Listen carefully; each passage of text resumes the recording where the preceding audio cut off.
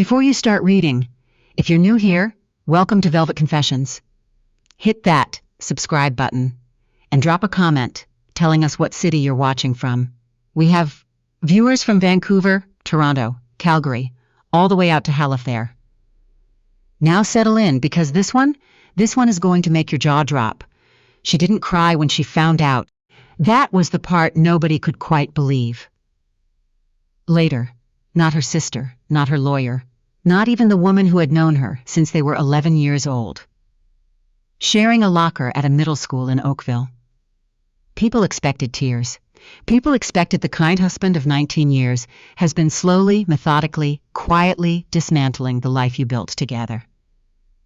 They expected screaming, or plates thrown, or at the very least a phone call made in the white-hot middle of the night. Instead, Vivienne Ashford set down the bank statement she had been reading, folded it in half along its original crease, and placed it back in the manila envelope where she had found it. Then she walked to the kitchen, filled the kettle, and made herself a cup of chamomile tea. She stood at the window of their home, her home, as she was already beginning to think of it, and looked out at the ravine below, bare trees in the gray November light, and she thought, 4 years. 4 years he had been moving money. Small amounts first. Irregular enough to look like consulting fees, supplier, adjustments, the kind of line items that lived at the bottom of quarterly reports where nobody looked too carefully. Then larger, then systematic. The forensic accountant she had quietly hired 3 weeks ago had been very precise about it.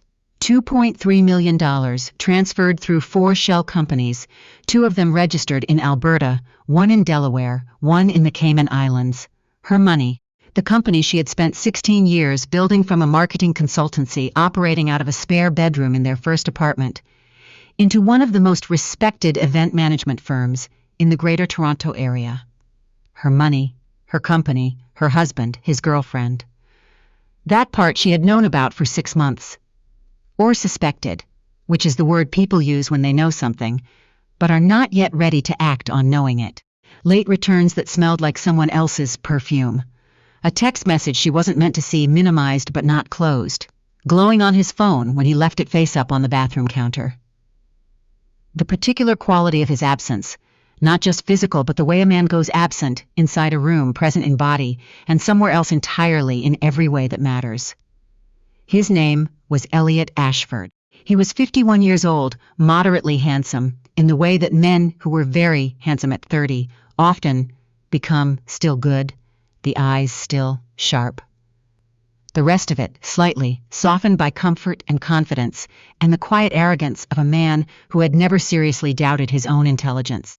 He was the director of finance at Ashford and Crane Events, a title that existed because Vivienne had created it for him when they married, when she had believed, genuinely letting into every room of it, that building something together, she had given him the combination to everything, the safe in her home office, the master accounts, the vendor relationships she had spent a decade cultivating. She had, in the language of the forensic accountant's report, provided him with full administrative access, and he had used it. His girlfriend's name was Kelsey. Vivienne had found that out the old-fashioned way. A mutual acquaintance, a Christmas party 3 years ago, a name mentioned in passing that lodged in Vivienne's memory the way a splinter does, small and quiet and eventually impossible to ignore. Kelsey Pruitt, 29 years old, an event coordinator, junior level, freelance, who had worked 3 of Ashford and Crane's contracts over the past 2 years. Vivienne had hired her herself. She sipped her chamomile tea and watched a crow land on the branch of a birch tree at the edge of the ravine. It sat there for a moment regarding the gray sky, then dropped off and disappeared. The Whitmore Foundation Gala was in 11 days. People in Toronto who work in philanthropy, corporate sponsorship, or social circles that overlap with either know the Whitmore Foundation Gala the way people in other industries know their own landmark events. It had been running for 22 years. It raised significant money for pediatric research. It occupied a particular tier of the city's charitable calendar, not the flashiest, not the most photographed, but attended by the kind of people who had been building things in this city for decades, and intended to keep doing so, Old money, established money, and the newer money that understood the value of being seen beside the older kind. Ashford and Crane Events had managed it for the past 7 years. This year, as every year, Vivienne was the lead. She had been managing the Whitmore Gala since the second year they landed the contract, when the foundation's executive director, a woman named Patricia Osei, had looked around the planning meeting and quietly redirected every question to Vivienne and stopped directing any of them to Elliot at all. Patricia had the gift of knowing immediately who in a room was actually doing the work. Vivienne had not told Patricia what was happening. She had not told anyone what was happening except her lawyer, a woman named Susan Frith, who had been described to her by a colleague as the person you call when you want things done correctly the first time, and her forensic accountant and her sister, who lived in Montreal and was sworn to silence on pain of the kind of sisterly retribution that operates outside the legal system. The plan was elegant because it had to be. Vivienne could not simply fire Elliot. He had an employment fire Elliot, drafted years agreement when she still thought love and legality could share a document that entitled him to significant severance. She could not freeze the accounts without triggering a legal dispute that would consume months and significant to clients, vendors, and the industry press. She could not confront him, not yet, because confronting him would tell him she knew, and the moment he knew she knew, he would move faster than she could respond. She needed everything in place first.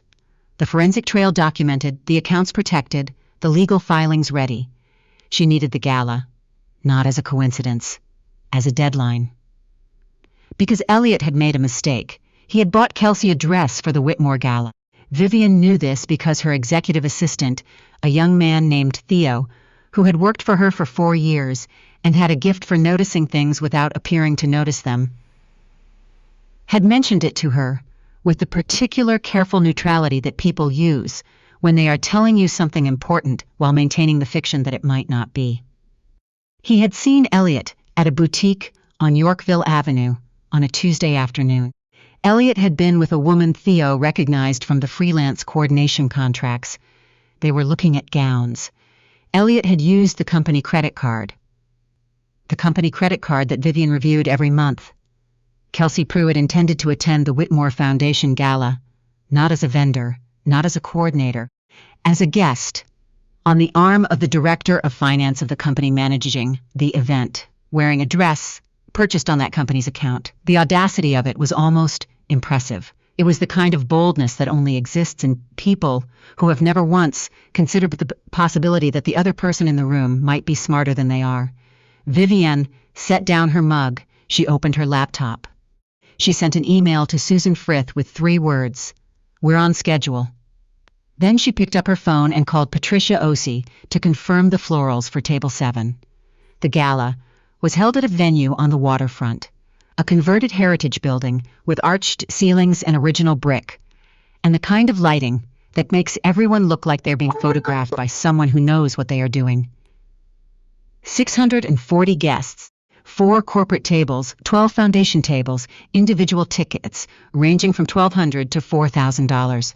A live auction that last year had raised just under $1 million in 20 minutes. Vivienne arrived at 4 o'clock to oversee setup. She wore her working clothes, dark trousers, a silk blouse, her good boots. Her hair was pulled back. She carried her clipboard. She still used a physical clipboard because she had learned years ago that a phone in your hand at an event communicates distraction, while a clipboard communicates authority. And she moved through the room the way she always moved through rooms she was responsible for, quietly, completely, seeing everything. The florist was 3 arrangements behind. She resolved it. The caterer had misread the dietary requirement forms for Table 9. She resolved it. A junior coordinator, named Bree, 23, and recently hired and visibly terrified of everything, had set the wrong centerpieces on the foundation tables. Vivienne corrected it calmly and told Bree she was doing fine and meant it, because Bree was doing fine. This was a correctable error, and correctable errors were simply part of events, and the people who could not tolerate them did not last long in this business. At 6:15, she went to the room they had reserved for her to change. The dress she had brought was a deep midnight blue. Not dramatic, heck, not showy, but precise. The kind of dress that read as serious from across a room and beautiful from up close. She had bought it in October before she knew everything, when she was only in the phase of suspecting, and it had hung in the garment bag in her office for 6 weeks, while she finished knowing what she already knew. She looked at herself in the mirror for a long moment. She looked like a woman who had made a decision. She went back downstairs at 6:45. Guests began arriving at 7. Elliot arrived at 7:20. He was wearing a tuxedo she had bought him 4 years ago. For a client event in Montreal, she recognized it by the particular notch of the lapel, which she had always thought slightly too wide.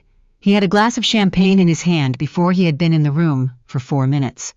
Kelsey Pruitt arrived at 7:32. Vivienne knew the exact time because she was standing at the event coordination station near the east entrance when Kelsey walked in, and Vivienne glanced at her watch. A reflex. She was always tracking time at events, and noted it, the way she noted everything. The dress was ivory, floor-length, sleeveless, a slight drape at the neckline. It was a good dress. Vivienne could acknowledge that. But what she noticed, what she had been waiting to see confirmed, was the necklace. It was a delicate thing, rose gold, with a cluster of small stones at the center that caught the light. Vivienne had last seen it in the jewelry dish on her own dresser, where she had placed it in September when she switched from summer pieces to her autumn ones.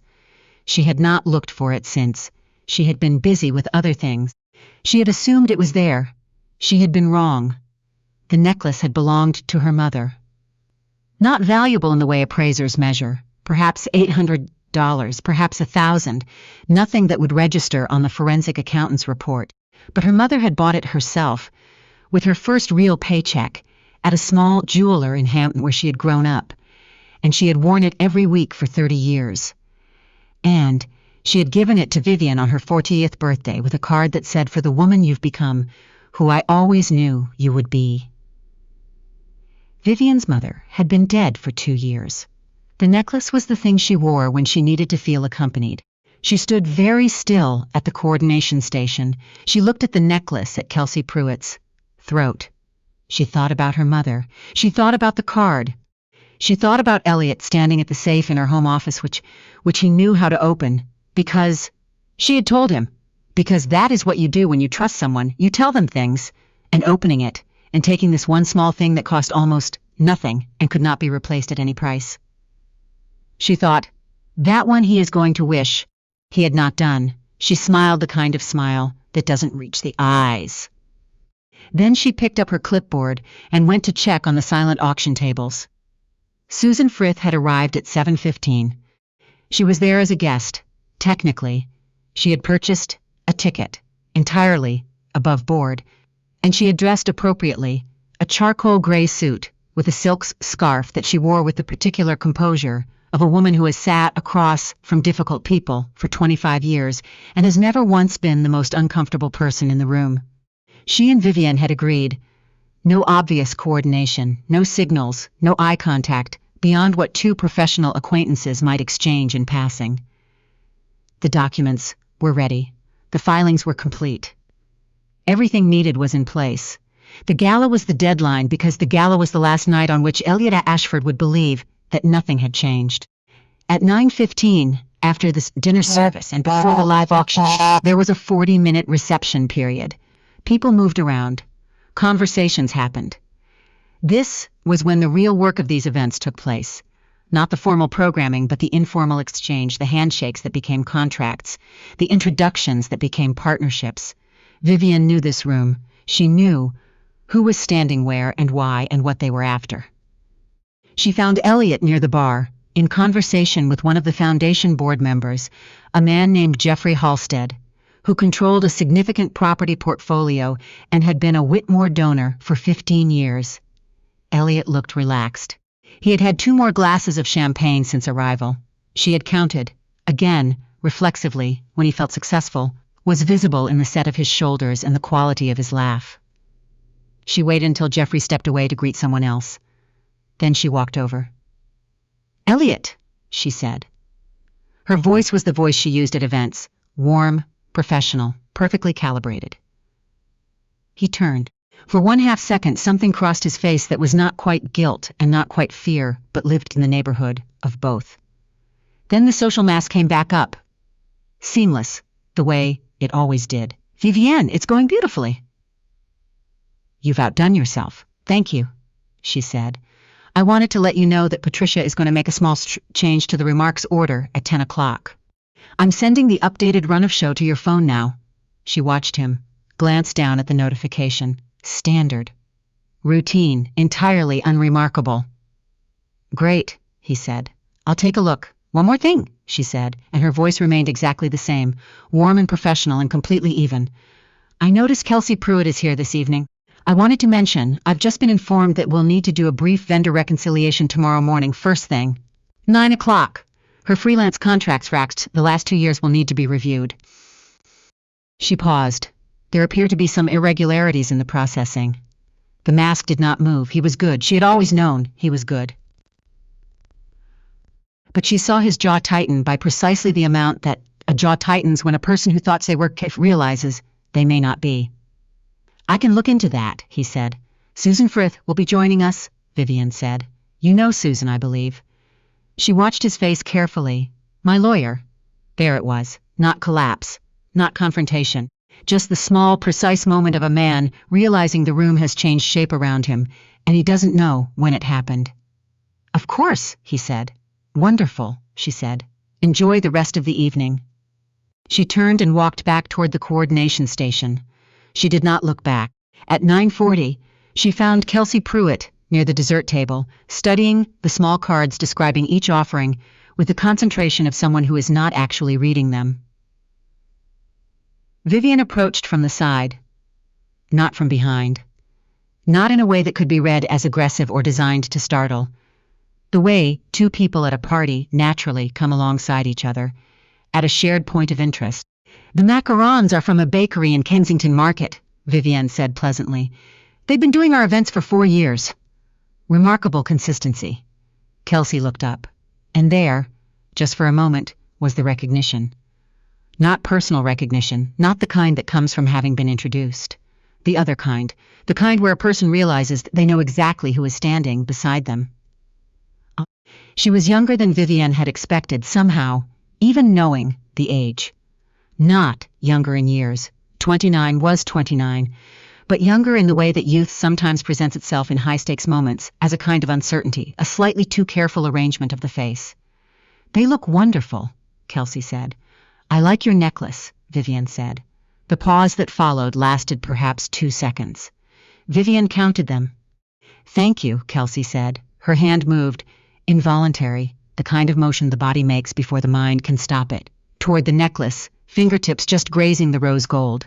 "Rose gold suits you," Vivienne said. "It's a delicate piece. The stones are real, by the way. Not many people can tell at a glance, but I can. I've known it for quite a long time." She tilted her head when she was explaining something at a planning meeting, engaged, calm, informative. "It belonged to my mother. I've been looking for it." Another 2 seconds. "I didn't," Kelsey started. "I know," Vivienne said, and she did know, or believed she did. Kelsey had been given it, not told its origin, perhaps not asked. This was not a woman who had stolen anything. This was a woman who had accepted a gift and not asked the questions that might have complicated the answer. Vivienne understood this. She did not excuse it exactly, but she understood it. "I'm going to need it back this evening," Vivienne said. "There's a powder room just past the coat check on the right. I'll give you a moment." She picked up one of the macarons, lavender and honey her favorite, and set it on the small plate she was holding. Then she turned and walked toward the coat check. She did not look back. She did not need to. Kelsey Pruitt came to the powder room 4 minutes later. She did not say anything. She unclasped the necklace with slightly unsteady hands and placed it in Vivienne's palm without meeting her eyes. Then she left. Vivienne stood alone in front of the mirror. She put the necklace on, felt the familiar small weight of it against her collarbone, the cool of the metal, and looked at herself. Her mother's necklace. Her mother's eyes looking back at her. She allowed herself 30 seconds. Just 30 seconds to feel everything she had been not feeling For the past 3 weeks, the grief of it, the particular loneliness of being betrayed by someone who was supposed to be the person you didn't have to be alone against the world with, the anger that lived underneath the strategy, and the composure, and the perfectly calibrated event management voice. 30 seconds. Then she picked up her clipboard and went back out. The live auction ran from 10 to 10:40 and raised $860,000, a new record for the Whitmore Foundation. Patricia Osei shook Vivienne's hand at the end of the evening with both of hers, the way she did when she was genuinely moved, and said, "Every year I think you can't do better, and every year," and didn't finish the sentence, which was itself the best review. Elliot left at 11:15. He had not spoken to Vivienne again after their conversation near the bar. She had seen him once, across the room, and he had been looking at his phone with the focused attention of a man who was consulting a lawyer via text message at a gala, which is exactly what he was doing. That was fine. He could consult whoever he liked. Susan had filed the injunction on the corporate accounts at 4:30 that afternoon. The moment the gala was over, the restructuring documents would be processed. His access to every financial system at Ashford and Crane Events would be revoked by 9 o'clock the following morning, which was 45 minutes before their scheduled meeting, a meeting he would arrive at thinking he still had leverage and would leave understanding that he did not. $2.3 million. 4 years, a forensic accountant's report, an employment lawyer's brief, and one very specific clause in the partnership agreement. The one Vivienne had insisted on including, which her own lawyer at the time had described as overly cautious, that provided for immediate dissolution of executive authority in the event of documented financial misconduct. She had been cautious. She had been right. She supervised the teardown. She stayed until every table was cleared and every vendor was paid and every last item had been accounted for on the inventory sheets. This was the part of the job that nobody saw. Not the florals and the catering and the perfectly curated auction lots, but the end of the night when the beautiful thing became a room again and someone had to see it through. Vivienne saw it through. At 1:15 in the morning, she walked out of the venue and into the November cold, the lake a dark presence. Beyond the waterfront railing, the city lit behind her. She stood a moment on the sidewalk, breathing the cold air, her coat buttoned against the wind. She reached up and touched the necklace. "For the woman you've become, who I always knew you would be." Her phone buzzed, a message from Susan. "Everything is processed. We're ready for tomorrow," she typed back. "Good. I'll be there at 8:30. Let him wait a few minutes." She put her phone in her pocket.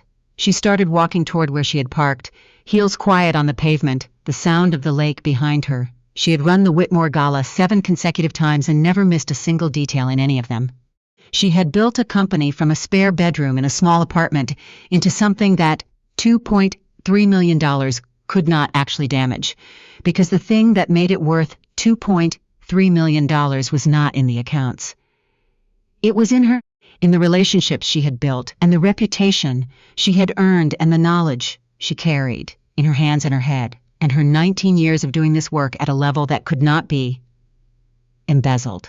Elliot had taken money.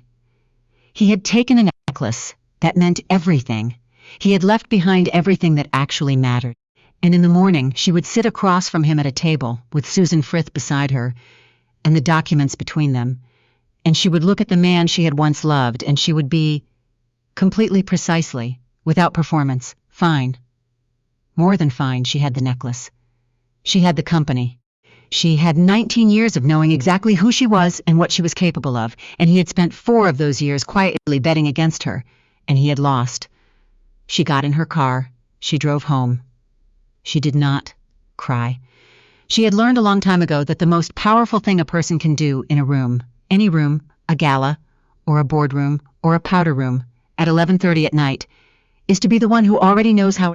Vivienne Ashford already knew how it ended. It ended with her.